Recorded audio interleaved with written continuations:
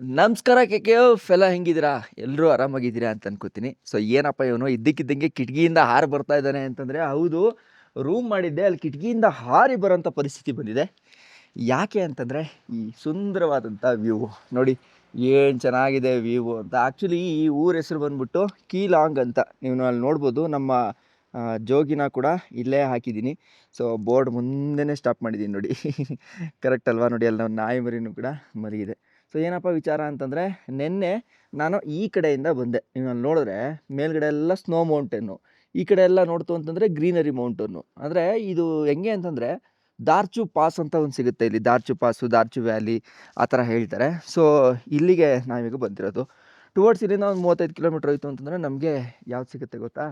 ಈ ಅಟಲ್ ಟನಲ್ ಅನ್ನೋದು ಸಿಗುತ್ತೆ. ಸೊ ಅಟಲ್ ಟನಲ್ನ ನಾವು ಎಷ್ಟೋ ದಿನ ವೀಡಿಯೋಗಳಲ್ಲಿ ನೋಡಿದ್ವಿ. ಅಟಲ್ ಟನಲಲ್ಲಿ ಸ್ನೋಫಾಲ್ ಆಯಿತು, ಅಟಲ್ ಟನಲಲ್ಲಿ ಬ್ಲಾಕ್ ಮಾಡಿದ್ದಾರೆ, ಬಿಡ್ತಾ ಇಲ್ಲ, ಲಡಾಖ್ಗೆ ಹೋಗೋರಿಗೆ ತೊಂದರೆ ಆಗ್ತಿದೆ ಅಂತ. ಸೊ ಇವತ್ತು ಅದೇ ಜಾಗಕ್ಕೆ ನಾವು ಹೋಗ್ತಾ ಇದ್ದೀವಿ. ಇವತ್ತು ನನ್ನ ಜರ್ನಿ ಏನಿರುತ್ತೆ ಅಂತಂದರೆ, ಇಲ್ಲಿಂದ ಚಂಡೀಗಢವರೆಗೂ ಕೂಡ ಹೋಗ್ತೀನಿ. ಚಂಡೀಗಢಲ್ಲಿ ಹೋಗಿ ನಮ್ಮ ಗಾಡಿನ ಪಾರ್ಸಲ್ ಹಾಕ್ಬಿಟ್ಟು ಅಲ್ಲಿಂದ ಫ್ಲೈಟ್ ಎತ್ಕೊತೀನಿ.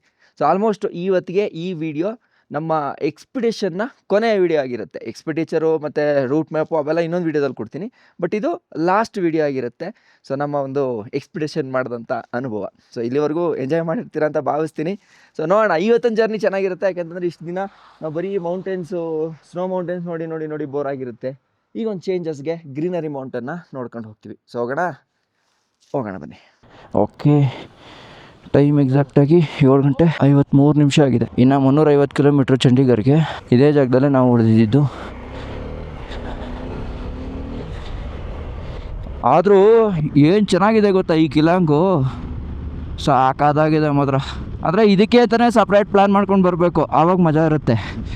ನಾವು ಬೇರೆದೆಲ್ಲ ಪ್ಲ್ಯಾನ್ ಮಾಡ್ಕೊಂಡು ಇದ್ರ ಮಧ್ಯದಲ್ಲಿ ಬರ್ತೀವಿ ಅಂತಂದರೆ ವೇಸ್ಟ್ ಆಗ್ಬಿಡುತ್ತೆ. ಇದೆಲ್ಲ ಹೆಂಗೆ ಅಂದರೆ, ಒಳ್ಳೊಳ್ಳೆ ಡ್ರೆಸ್ ಇರಬೇಕು, ಕಾರ್ ಇರಬೇಕು, ಆರಾಮಾಗಿ ನೋಡ್ಕೊಂಡು ಓಡಾಡ್ಕೊಂಡಿರಬೇಕು, ಆ ಥರ ಜಾಗ ಇದು. ಕರೆಕ್ಟಲ್ಲ? ಆಮೇಲೆ ನಂದು ಚೈನಾ ಟ್ರಿಪ್ದೆಲ್ಲ ಪ್ರೋಗ್ರೆಸ್ ನಡೀತಾ ಇದೆ, ಅದರದ್ದು ಕೆಲಸ ಮಾಡೋಕ್ಕೆ ಹೋಗಬೇಕು. ಸೊ ಹಂಗಾಗಿ ನಾನು ಎಲ್ಲೂ ಹೊಡಿತಾ ಇಲ್ಲ. ಅದಕ್ಕೆ ಈ ಸಲ ವಾಪಸ್ಸು ಫ್ಲೈಟ್ ಬುಕ್ ಮಾಡ್ಕೊಂಡು ಹೋಗ್ತಾ ಇದ್ದೀನಿ. ಅಂದರೆ ಅರ್ಥ ಮಾಡ್ಕೊಳ್ಳಿ ಅರ್ಜೆಂಟ್ ಎಷ್ಟಿದೆ ಅಂತ, ಏನು ಅದ್ಭುತವಾಗಿದೆ ಅಂತ. ಈ ಕಡೆ ಅಂದರೆ ಇದೊಂಥರ ವಿಚಿತ್ರ ಅಂದ್ಕೊಳ್ಳಿ. ಇದು ಶಿಂಕಲ ಟಾಪ್ಗೆಲ್ಲ ಹೋಗುತ್ತೆ, ಬಾರಲಾಚಾಗೆಲ್ಲ ಹೋಗುತ್ತಲ್ವಾ. ಸೊ ಒಂದು ಕಡೆ ನೋಡಿ ಸ್ನೋ ಮೌಂಟೇನ್ ಇದೆ, ಇನ್ನೊಂದು ಕಡೆ ನೋಡಿದ್ರೆ ಈ ಥರದ್ದು ಒಳ್ಳೆ ಹಚ್ಚ ಹಸಿರು ಇರ್ತಕ್ಕಂಥ ಮೌಂಟೇನು. ಏನಪ್ಪ ಪ್ರಕೃತಿ ವಿಸ್ಮಯ, ನನಗೆ ಅರ್ಥ ಆಗೋಲ್ಲ. ಈಗ ಅಟಲ್ ಟನಲ್ ಹತ್ರ ಹೋಗ್ತೀವಲ್ಲ, ನೋಡೋಣ ಅಲ್ಲಿ ಹೆಂಗಿರುತ್ತೆ ಅಂತ. ಯಾಕಂದರೆ ನಾನು ಸುಮಾರು ವೀಡಿಯೋಗಳು ನೋಡಿದ್ದೀನಿ ಅಟಲ್ ಟನಲಲ್ಲಿ ಸ್ನೋಫಾಲ್ ಆಗಿದೆ ಅಂತ. ಹೆಂಗೆ ಇಲ್ಲಿ ಸ್ನೋಫಾಲ್ ಆಗುತ್ತಾ ಅನ್ನೋದೊಂದು ಡೌಟ್ ಈಗ. ಕರೆಕ್ಟಾ? ನೋಡೋಣ ಅಲ್ಲಿ ಹೆಂಗಿರುತ್ತೆ ಅಂತ.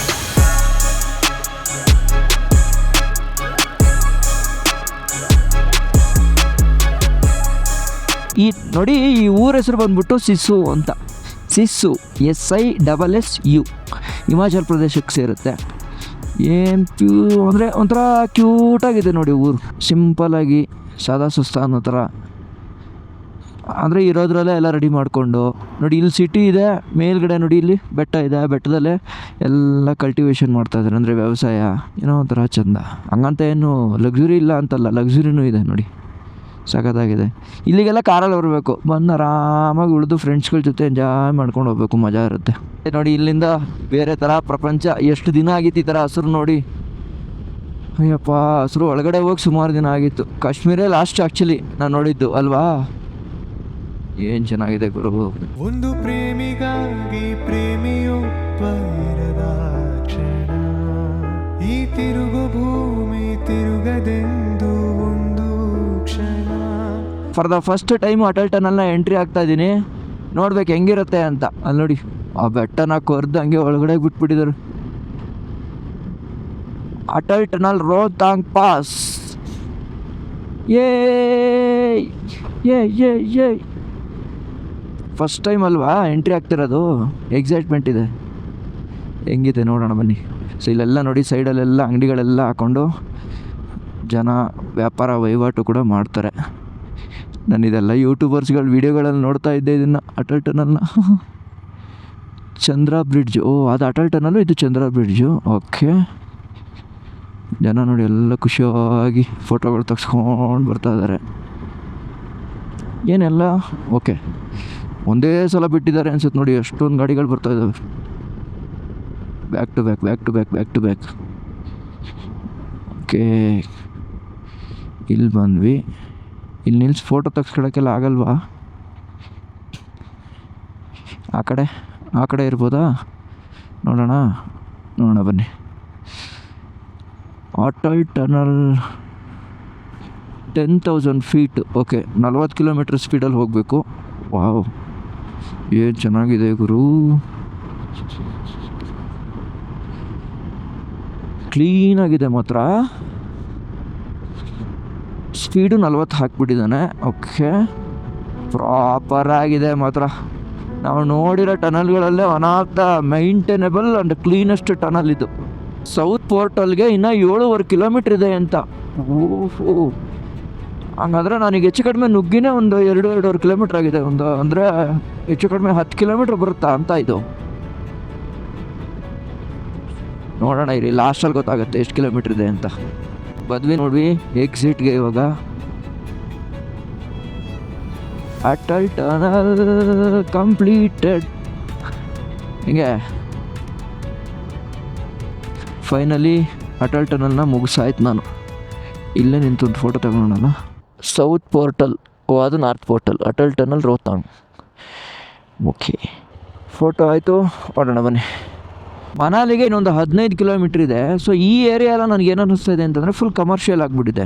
ಬಟ್ ನೇಚರು ಹಾಗೆ ಇದೆ. ಸೊ ಯಾಕೆ ಹಂಗಿದೆ ಅಂತಂದರೆ ಇಲ್ಲಿ ನೇಚರ್ ತುಂಬ ದೊಡ್ಡದು, ಅದ್ರ ಮಧ್ಯದಲ್ಲಿ ಕಮರ್ಷಿಯಲ್ ಆಗಿರೋದು ಒಂದು 10% ಏನೋ ಅಷ್ಟೇ. ಸೊ ಹಂಗಾಗಿ ಡಿಫ್ರೆನ್ಸ್ ಇಲ್ಲ, ಚೆನ್ನಾಗಿದೆ.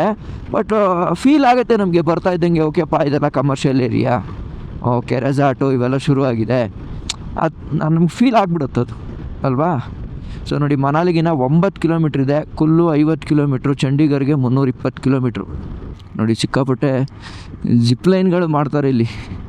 ಯಾಕಂತಂದರೆ ಇದು ಟಾಪಲ್ಲಿರೋದ್ರಿಂದ ನೋಡಿ ಇಲ್ಲಿ ವಿತ್ ಗೋಪ್ರೋ ವಿಡಿಯೋ ಫ್ರೀ ಅಂತಲೂ ಹಾಕ್ಬಿಟ್ಟವ್ರೆ. ಪರ್ ಹೆಡ್ಗೆ ಎಷ್ಟು ಅಂತ ಗೊತ್ತಿಲ್ಲ. ದಿಸ್ ಈಸ್ ಮನಾಲಿ ಔಟ್ರ್ ಸೈಡ್ ಇದು. ಮೇ ಬಿ ಈಗ ನಾವು ಮನಾಲಿ ಸಿಟಿ ಒಳಗಡೆಯಿಂದ ಹೋಗ್ತೀವೋ ಇಲ್ಲ ಔಟ್ರಿಂದ ಹೋಗ್ತೀವೋ ಗೊತ್ತಿಲ್ಲ ನನಗೆ. ನೋಡೋಣ. ಇಲ್ಲಿ ನೋಡಿ, ಇಲ್ಲಿ ಎಷ್ಟೊಂದು ಕುರಿಗಳು ಹೋಗ್ತಾ ಇದ್ದಾವೆ ಅಂತ. ಎಲ್ಲ ಹಿಮಾಚಲ್ ಪ್ರದೇಶದ ಕುರಿಗಳು. ಆಲ್ಮೋಸ್ಟ್ ಈ ಕುರಿ ಬಿಸ್ನೆಸ್ ಅನ್ನೋದು ತುಂಬ ದೊಡ್ಡದು ಅಲ್ವಾ. ನೀವು ಯಾವ ರಾಜ್ಯ, ಯಾವ ಸ್ಟೇಟು, ಯಾವ ಕಂಟ್ರಿಗೆ ಹೋಗಿ ಎಲ್ಲ ಕಡೆ ಕುರಿ ಬಿಸ್ನೆಸ್ ಇದ್ದೇ ಇರುತ್ತೆ ಅಲ್ವಾ. ಈ ಥರ ಕುರಿಗಾಯಿಗಳು ಇದ್ದೇ ಇರ್ತಾರೆ. ನಾನು ಇವನ್ ಕಜಕಸ್ತಾನ್, ಕಿರ್ಗಿಸ್ತಾನದಲ್ಲೂ ಕೂಡ ನೋಡಿದೆ. ಯುರೋಪಲ್ಲಿ ಸಹಿತ ನೋಡಿದ್ದೀನಿ. ಯಪ್ಪ, ಮನಾಲಿ ಊರೊಳಗಡೆಯಿಂದನೇ ಹೋಗ್ತಾ ಇದೆ. ಸಿಟಿ ಸಿಕ್ಕಾಪಟ್ಟೆ ಟ್ರಾಫಿಕ್ಕು. ಆಮೇಲೆ ರೋಡೆಲ್ಲ ಕಿರಿದಾದ ರೋಡು, ಚಿಕ್ಕದು, ಒಂದು ಸಿಂಗಲ್ ಲೇನು ನೋಡ್ಕೊಂಡು ನಿಧಾನಕ್ಕೆ ಹೋಗ್ಬೇಕು. ಹಂಗೂ ಏನು ಸ್ಪೀಡ್ ಏನು ಕಮ್ಮಿ ಇಲ್ಲ ಅಂದ್ಕೊಳ್ಳಿ. ಆ ಕಡೆ ಈ ಕಡೆ ಬರೋ ಗಾಡಿಗಳದ್ದು ಸ್ಪೀಡು ಇದ್ದಾವೆ. ಒಳ್ಳೆ ಮಳೆ ಬರೋಂಗಾಗಿದೆ. ಟ್ರಾಫಿಕ್ಕು ಸಿಕ್ಕಾಪಟ್ಟೆ ಆಗೋಯ್ತು. ನಾನು ಫ್ಲೈಟ್ ಹಿಡಿಯೋಕ್ಕಾಗುತ್ತಾ ಇಲ್ವೇ ಗೊತ್ತಿಲ್ಲ ನನಗೆ, ನೋಡಬೇಕು. ನೋಡಿ ಎಷ್ಟೊಂದು ಟ್ರಾಫಿಕ್ ಇದೆ ಯಪ್ಪ. ಹಿಮಾಚಲ್ ಪ್ರದೇಶಕ್ಕೆ ಬರೋ ಅಂಥ ಒಂದು ಟೋಲ್ ಗೇಟ್. ಓಕೆನಾ, ಜ್ಞಾಪಕ ಇದೆ, ನಾವು ಬಂದಿದ್ವಿ ಇಲ್ಲಿಗೆ. ಮಳೆ ನೋಡ್ತು ಅಂತಂದರೆ ಈ ಮಟ್ಟ ಕೌಂಚ್ಕೊಂಡಿದೆ. ಅದು ಏನು ಕತೆ ಮಾಡುತ್ತೋ ಗೊತ್ತಿಲ್ಲ. ತಿಂಡಿ ತಿನ್ಕೊಂಡು ಇದೇ ಗ್ಯಾಪಲ್ಲಿ ಗೇರ್ಸ್ ಹಾಕ್ಕೊಂಡು ಹೋಗ್ಬಿಡೋಣ. Water gears, I mean rain gears.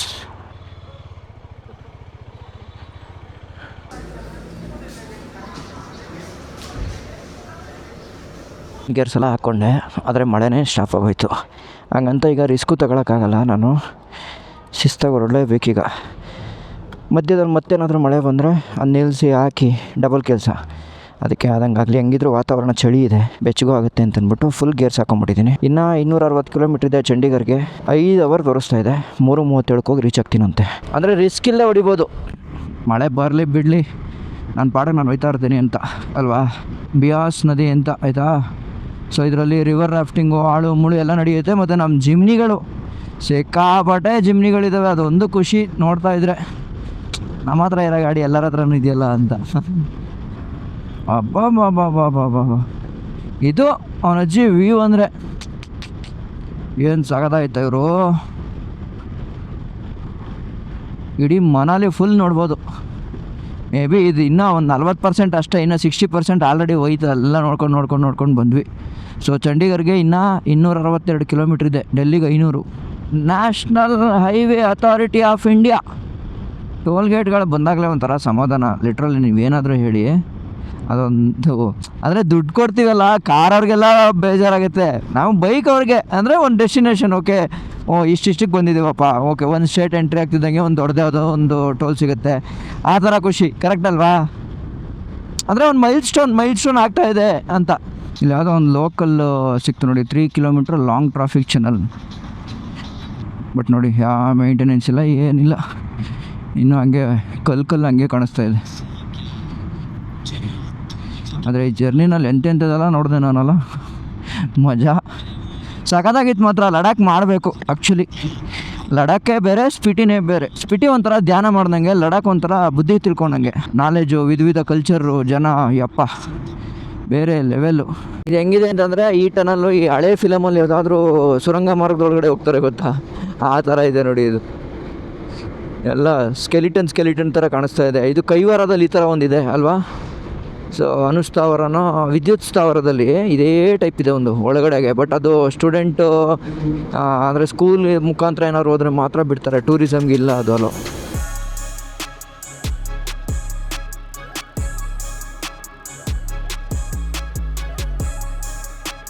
ಬ್ರಿಡ್ಜೆಲ್ಲ ನಾವು ಚೈನಾ ರೈಡ್ ಮಾಡಬೇಕಾದ್ರೆ ನೋಡಿದ್ದೆ, ಸೇಮ್ ಅದೇ ಥರ ಇದೆ ನೋಡಿ ವೈಬು. ಸೇಮ್ ಹಿಂಗೆ ಕೆಳಗಡೆ ನದಿ ಹರಿತಾ ಇರುತ್ತೆ, ಮೇಲ್ಗಡೆ ಬ್ರಿಡ್ಜ್ ಕನ್ಸ್ಟ್ರಕ್ಷನ್ ನಡೀತಾ ಇರುತ್ತೆ, ರೋಡು ಹಸ್ಸಾಗಿರುತ್ತೆ. ಟಿಬೆಟಲ್ಲಿ ಹೋಗ್ಬೇಕಾದ್ರೆ ಸೇಮ್ ಹಿಂಗೇನೆ, ಈಗಲೂ ಅದೇ ಫೀಲ್ ಸಿಗ್ತಾಯಿದೆ ನೋಡಿ. ಮತ್ತೊಂದು ಸುರಂಗ ಮಾರ್ಗ, ಟನಲ್ ನಂಬರ್ 12 ನೋಡಿ, ಸಖತ್ತಾಗಿದೆ ನೋಡಿ. ವಾವ್, ನೀಟ್ ಆ್ಯಂಡ್ ಕ್ಲೀನಾಗಿದೆ. Tunnel number 11. ಸೊ ಇದು ಹಂಗೆ ಕನೆಕ್ಟೆಡ್ ಒಂದಕ್ಕೊಂದು. ಓಕೆ, ಇಲ್ಲಿ ನೋಡಿ ಟನಲ್ ಕಾನ್ಸೆಪ್ಟ್ ಸಖತ್ತಾಗಿದೆ. ಅಂದರೆ ಒಂದಕ್ಕೊಂದು ಕನೆಕ್ಟೆಡು ಕಂಟಿನ್ಯೂಸ್. ಅದುವೇ ಇಲ್ಲಿ ಎಕ್ಸ್ಪಲ್ಸ್ ಬಾಯ್ಸ್ ಬರೋ ಅಂದ್ಕೊಂಡು ಹೋಯ್ತವ್ರೆ. ಏನಿದು ಕೆಳಗಡೆ ಇಳಿತಾ ಇದೆ? ಕೆಳಗಡೆ ಟನಲ್ ಇದೆಯಾ? ಇಲ್ಲ, ಬ್ರಿಡ್ಜ್ ಇದೆ. ಗೆಸ್ ಮಾಡ್ಕೊಂಡು ಟೈಮಿಂಗ್ಗೆ ಆಗುತ್ತೆ ಹೋಗ್ಬಿಡೋಣ, ಹಂಗೆಲ್ಲ ಮಾಡೋಕ್ಕಾಗಲ್ಲ. ಯಾಕೆ ಅಂತಂದರೆ ನೋಡಿ ಟ್ರಾಫಿಕ್ ಹೆಂಗಿದೆ ಅಂತ ಇಲ್ಲಿ.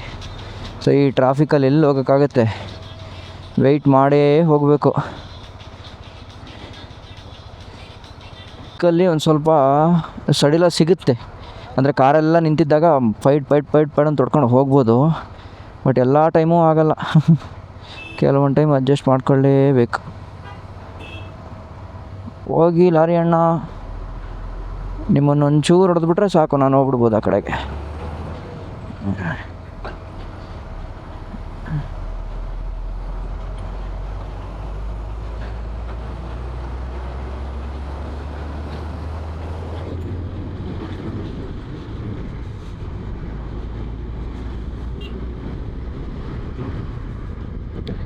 ಲಾರಿ ಯಾಕೆ ಕೇಳ್ತವ್ರೆ? ಲಾರಿ ಚೆಕ್ ಮಾಡ್ತಾರೆ.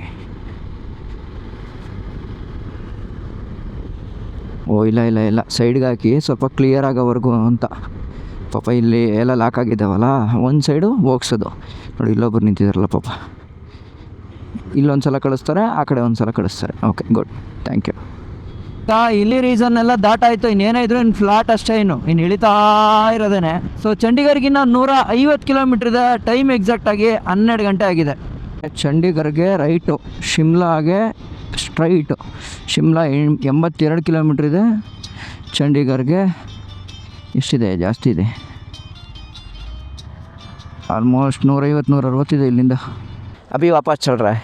लद्दाख जो घूमे तो कश्मीर होके कि हिमाचल होके? हाँ, पहले कश्मीर होके पूरा घूम के वापस मनाली से आया। आपका नाम है? संजय कुमार। इधर ही का?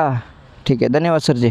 कर्नाटका की फिल्में यहाँ चलने लगी है ना, उसके बाद थोड़ा सभी समझने लग पड़े यहाँ। हाँ ठीक है, वो कांतारा। हाँ, कांतारा और KGF धूम मचाई हुई है।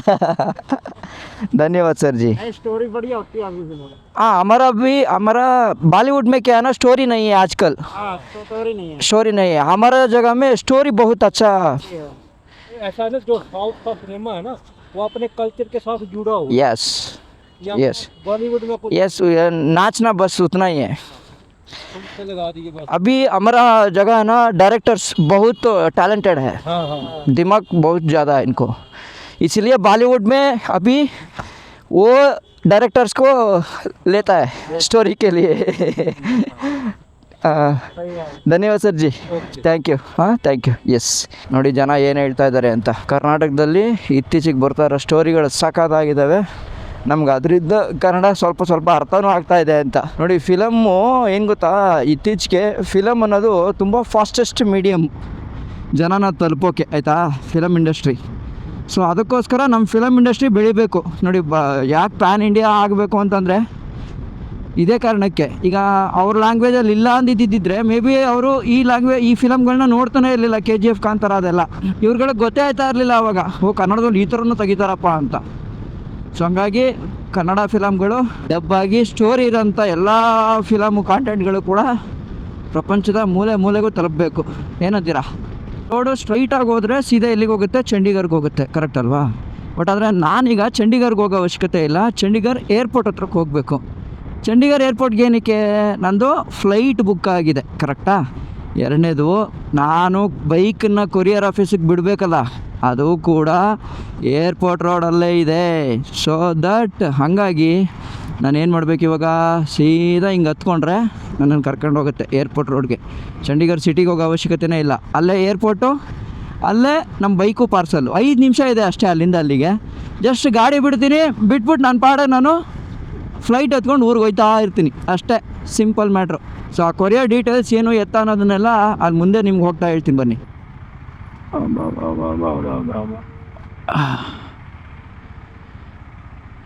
ದೊಡ್ಡ ದೊಡ್ಡ ರೋಡ್ಗಳಿದೆ ಮಾತ್ರ Chandigarh.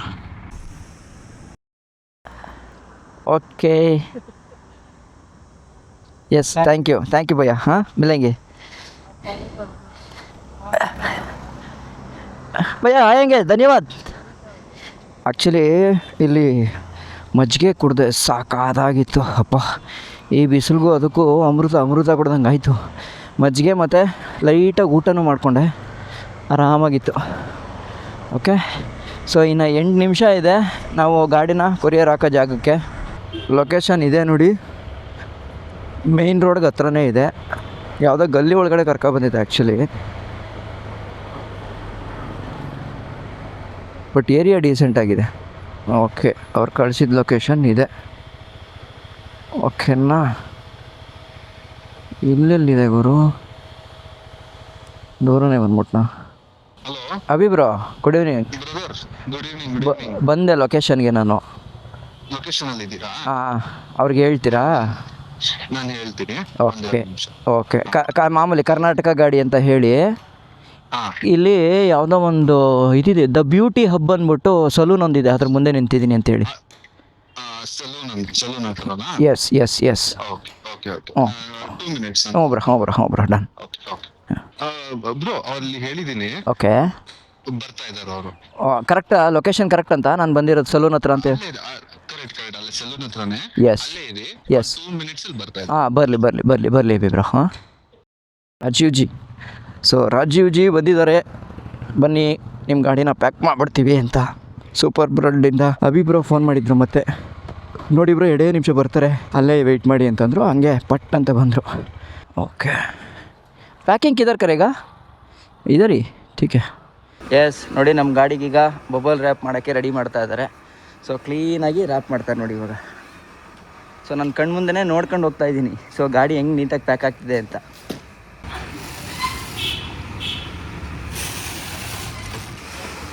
Thanks to super blood. ಯಾಕೆಂತಂದರೆ ಬರ್ತಿದ್ದಂಗೆ ಪಟ್ ಅಂತ ರೆಸ್ಪಾನ್ಸ್ ಮಾಡಿ ನೋಡಿ, ಇವತ್ತೇ ಗಾಡಿ ಪ್ಯಾಕ್ ಆಗಿ ನಾಳೆಗೆ ಕಳಿಸ್ತಾ ಇದ್ದಾರೆ. ಅಂದರೆ ಇವತ್ತು ನೈಟೇ ಹೊರಡ್ತಾ ಇದೆ.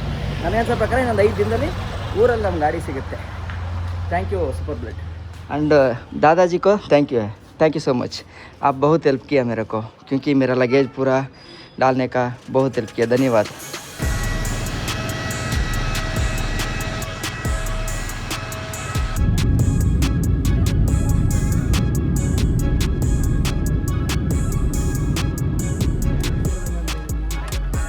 Three days later.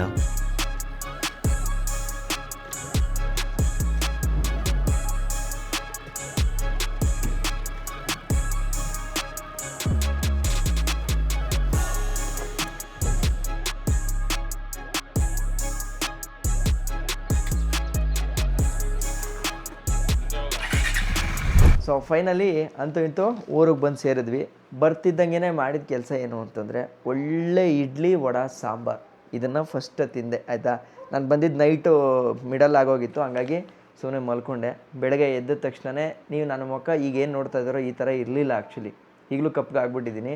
ಬಟ್ ಆ ಚಳಿಗೋ ಅಥವಾ ಆ ಬಿಸಿಲಿಗೋ ಏನಕ್ಕೆ ಆ ಥರ ಕಪ್ಪಗಾಗುತ್ತೆ ವಿನಿ? ಟೆಂಪ್ರೇಚರ್ ಮೇಲ್ಗಡೆ ಇರ್ತೀವಲ್ಲ, ಸನ್ಲೈಟು ಡೈರೆಕ್ಟಾಗಿ ಬೀಳೋದ್ರಿಂದ ಆಲ್ಮೋಸ್ಟ್ ಅದು ಹಾಗೇ ಆಗುತ್ತಲ್ವ. ಸೊ ಆ ಥರ ಆಗಿ ಊಷ್ಟಾಗಿತ್ತು. ನೆಕ್ಸ್ಟ್ ಸಲ ಹೋಗ್ಬೇಕಾದ್ರೆ ಇನ್ನೂ ಕೇರ್ಫುಲ್ಲಾಗಿ ಇರಬೇಕು ಅಂತ ಒಂದು ಅರ್ಥ ಆಯಿತು. ಅಂದರೆ ಸ್ಕಿನ್ನನ್ನು ನಾವು ಕೇರ್ ಮಾಡಬೇಕು, ನೆಗ್ಲೆಕ್ಟ್ ಮಾಡಬಾರ್ದು ಅಂತ. ಸೊ ಎರಡನೇದೇನು ಅಂತಂದರೆ ಇನ್ನೇನು ಪ್ರತಿ ಸಲವೂ ನಾನು ಸಪ್ರೇಟಾಗಿ ಒಂದು ಎಪಿಸೋಡ್ ಮಾಡ್ತಾಯಿದ್ದೆ, ಅಂದರೆ ನಾನು ಎಷ್ಟು ಖರ್ಚು ಮಾಡಿದೆ ಅನ್ನೋದನ್ನು. ಸೊ ಈ ವಿಡಿಯೋದಲ್ಲಿ ನಾನು ಇಲ್ಲೇ ಕೊಟ್ಬಿಡೋಣ ಅಂತ ಹೇಳ್ಬಿಟ್ಟು ಡಿಸೈಡ್ ಮಾಡಿದ್ದೀನಿ. ಸೊ ಹಂಗಾಗಿ ನಾನು ಏನೇನು ಮಾಡ್ಕೊಂಡಿದ್ದೀನಿ ಈ ಒಂದು ಲಡಾಖ್ ಟ್ರಿಪ್ಗೆ ನನಗೆ ಎಷ್ಟು ಖರ್ಚಾಯಿತು ಅನ್ನೋದನ್ನು ಕೂಡ ಎಂಡಿಂಗಲ್ಲಿ ನಿಮಗೆ ಕೊಟ್ಬಿಡ್ತೀನಿ. ಸೊ ನೋಡಿ, ಗಾಡಿನ ನಾನು ಸರ್ವಿಸ್ ಮಾಡಿಸ್ಕೊಂಡಿದ್ದು ಮತ್ತು ಒಂದಷ್ಟು ಗೇರ್ಸ್ ಅಸೆಸರೀಸು ಅವೆಲ್ಲ ತೊಗೊಂಡಿದ್ದು ಸೇರಿ ಒಂದು 10,000 ರೂಪಾಯಿ ಆಯಿತು. ಬೈಕ್ನ ಸರ್ವಿಸ್ ಮಾಡಿಸೋದಕ್ಕೆ ಒಂದು 5,000 ರೂಪಾಯಿ ಆಯಿತು. ಆಮೇಲೆ ಫ್ಲೈಟ್ ಬುಕ್ಕಿಂಗಿಗೆ ನಾನು ಹೋಗಬೇಕಾದ್ರೆ 10,606 ರೂಪಾಯಿ ಆಯಿತು. ವಾಪಸ್ ಬರಬೇಕಾದ್ರೆ 13,948 ರೂಪಾಯಿ ಆಯಿತು. ಸೊ ಎರಡೂ ಸೇರಿ 24,554, ಅಂದರೆ ಒಂದು 24,600 ರೂಪಾಯಿ ಆಯಿತು ಅಂತ ಫ್ಲೈಟ್ ಇಟ್ಕೊಳ್ಳಿ. ಇಡೀ ಟ್ರಿಪ್ಪಲ್ಲಿ ನಮಗೆ ಜಾಸ್ತಿ ಖರ್ಚಾಗಿರೋದು ಈ ಒಂದು ಫ್ಲೈಟ್ ಬುಕ್ಕಿಂಗೇ. ನೆಕ್ಸ್ಟ್ ಎಕ್ಸ್ಪೆಂಡಿಚರ್ ಅಂತಂದರೆ ಒಂದು 30,000 ರೂಪಾಯಿ ನಾನು ಕ್ಯಾಶ್ ತಗೊಂಡೋಗಿದ್ದೆ. ನಿಮ್ಗೆ ಗೊತ್ತು, ಲಡಾಖ್ನ ನಾವು UPI ನಂಬ್ಕೊಂಡು ಹೋಗೋಕ್ಕಾಗಲ್ಲ. ಸೊ ಕ್ಯಾಶ್ ತಗೊಂಡೋಗಿರಬೇಕು. ಅದರಲ್ಲಿ 4,000 ಬಿಟ್ಟು ಮಿಕ್ಕಿದೆಲ್ಲವೂ ಕೂಡ ಖಾಲಿಯಾಗಿತ್ತು. ಸೊ ನಾನು ಹೆಂಗೆ ಮಾಡಿದ್ದೀನಿ ಅಂತಂದರೆ ಈ ಸಲ ತೃಪ್ತಿಯಾಗಿ ಖರ್ಚು ಮಾಡಿದ್ದೀನಿ. ಲೈಕ್ ತೃಪ್ತಿ ಅಂತಂದರೆ ಹೆಂಗೆ ಅಂತಂದರೆ ನನಗೆಲ್ಲ ಒಂದು ಕಡೆ ಒಂದು ಹೋಟ್ಲ್ ಇಷ್ಟ ಆಯಿತು, ಅವ್ರಿಗೆ ಒಂದಷ್ಟು ಟಿಪ್ಸ್ ಕೊಡೋದಾಗಿರ್ಬೋದು, ಅಥವಾ ಅಲ್ಲಿ ಹಳ್ಳಿ ಜನಗಳು ಸಿಕ್ಕಿದಾಗ ಅವ್ರ ಜೊತೆ ಬಾರ್ಗೇನಿಂಗ್ ಮಾಡಿದೆ, ಒಂಥರ ಫ್ರೀಡಮ್ಮಾಗಿ ಖರ್ಚು ಮಾಡಿದ್ದೀನಿ. ಆ ಖರ್ಚು ಮಾಡಿರೋದ್ರಲ್ಲಿ ನನಗೆ ಒಂದು 26,000 ರೂಪಾಯಿ ಅಂತ ಖರ್ಚು ಮಾಡಿದ್ದೀನಿ ಆಯಿತಾ. ಸೊ ಅದರಲ್ಲಂತೂ ಖುಷಿ ಇದೆ ನನಗೆ ಈ ಸಲ ಲಡಾಖ್ ಟ್ರಿಪ್ಗೆ ಅಂತ ನಾನು ಖರ್ಚು ಮಾಡಿದ್ದು. ಯಾವುದೇ ರೀತಿ ತೊಂದರೆ ಇಲ್ಲ, ಮನ್ಸಿಗೆ ತೃಪ್ತಿ ಆಗೋಷ್ಟಕ್ಕೆ ನೋಡಿದ್ದೆಲ್ಲ ತಿಂದ್ಕೊಂಡು ಉಣ್ಕೊಂಡು ಆರಾಮಾಗಿ ಬಂದೆ. ಇನ್ನು ವೆಹಿಕಲ್ನ ನಿಮ್ಗೆ ಗೊತ್ತು, ಆ್ಯಸ್ ಯೂಶ್ವಲ್ ನಾನು ರೈಲ್ವೆನಲ್ಲಿ ಪಾರ್ಸಲ್ ಮಾಡಿಸ್ದೆ. ಸೊ ಹೋಗ್ಬೇಕಾದ್ರೆ 7,500 ಕೊಟ್ಟೆ, ವಾಪಸ್ ಬರಬೇಕಾದ್ರೆ ಸೂಪರ್ ಬ್ಲಡ್ಡಲ್ಲಿ ಹಾಕಿದ್ದೀನಿ, ಅದೊಂದು 11,000 ರೂಪಾಯಿ. ಬಟ್ ಎಕ್ಸಾಕ್ಟಾಗಿ ಗಾಡಿ ಬಂದ ಮೇಲೆ ಹೇಳ್ತೀನಿ ಅದಕ್ಕೆ ಎಷ್ಟಾಗುತ್ತೆ ಅಂತ.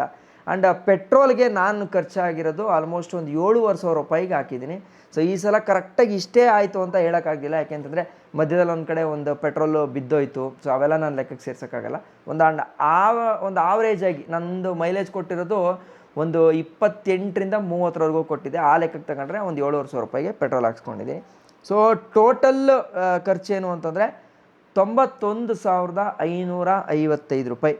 ನಿಮಗೆ ಗೊತ್ತು, ನಾನು ನೇಪಾಳ್ ಟ್ರಿಪ್ಪೆಲ್ಲ ಮುಗಿಸ್ಕೊಂಡ್ಬರ್ಬೇಕಾದ್ರೆ ಬರೀ 56,000 ರೂಪಾಯಿಗೇನೋ ಬ್ರೇಕಪ್ ಕೊಟ್ಟಿದ್ದೆ. ಬಟ್ ಈ ಸಲ ಸಿಕ್ಕಾಪಟ್ಟೆ ಜಾಸ್ತಿ ಆಗಿದೆ. ಸೊ ನನಗನ್ಸೋ ಪ್ರಕಾರ ಈ ಸಲ ಏನಕ್ಕೆ ದುಡ್ಡು ಕೊಟ್ಟಿದ್ದೀನಿ ಅಂತಂದರೆ ನನ್ನ ಟೈಮ್ಗೆ. ನಾನು ಖುಷಿ ಆಗ್ತಿದೆ ಆ್ಯಕ್ಚುಲಿ. ಸೊ ನನ್ನ ಟೈಮು ಇವತ್ತು ಇಷ್ಟು ಪ್ರೀಷಿಯಸ್ ಆಗಿಬಿಟ್ಟಿದೆ ಅಂತ. ಅಂದರೆ ನಾನು ವಾಪಸ್ ಬರಬೇಕಾದ್ರೆ 3 ದಿನ 4 ದಿನ ಟೈಮ್ ವೇಸ್ಟ್ ಮಾಡೋಕ್ಕಾಗಲ್ಲ. ನಾನು ಗಾಡಿನ ಅಲ್ಲಿ ಹಾಕ್ಬಿಟ್ಟು ಬಂದ್ಬಿಡೋಣ ಅನ್ನೋ ಲೆವೆಲ್ಗೆ ಬ್ಯುಸಿಯಾಗಿದ್ದೀನಿ. ಅದು ನನಗೆ ಖುಷಿಯಾಗಿದೆ.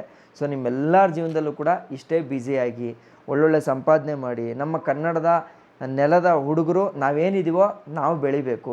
ಸೊ ಕನ್ನಡದ ಹುಡುಗರು ಬೆಳೆದಾಗ ಒಂದೊಂಥರ ಚೆನ್ನಾಗಿರುತ್ತೆ ನೋಡಿ. ಇಲ್ಲಿಂದ ನಾವು ಲಡಾಖು ಅಲ್ಲಿ ಇಲ್ಲಿ ಎಲ್ಲಿ ಬೇಕಾದರೂ ಧೈರ್ಯವಾಗಿ ಹೋಗಿ ಬರ್ತೀನಿ ಅನ್ನೋಷ್ಟು ಖುಷಿ ನಮಗೆ ಸಿಕ್ಕಿದ್ರೆ 100% ಅದಕ್ಕಿಂತ ದೊಡ್ಡ ವಿಚಾರ ಇನ್ನೊಂದಿಲ್ಲ ಅನಿಸುತ್ತೆ.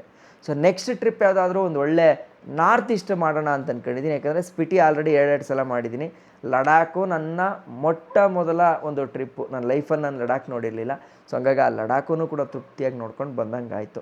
ಸೊ ನಿಮಗೇನು ಅನ್ನಿಸ್ತು ಆಲ್ ಓವರ್ ಈ ಲಡಾಖ್ ಟ್ರಿಪ್ಪು, ಈ ಎಕ್ಸ್ಪಿಡಿಷನ್ ನೋಡಿ?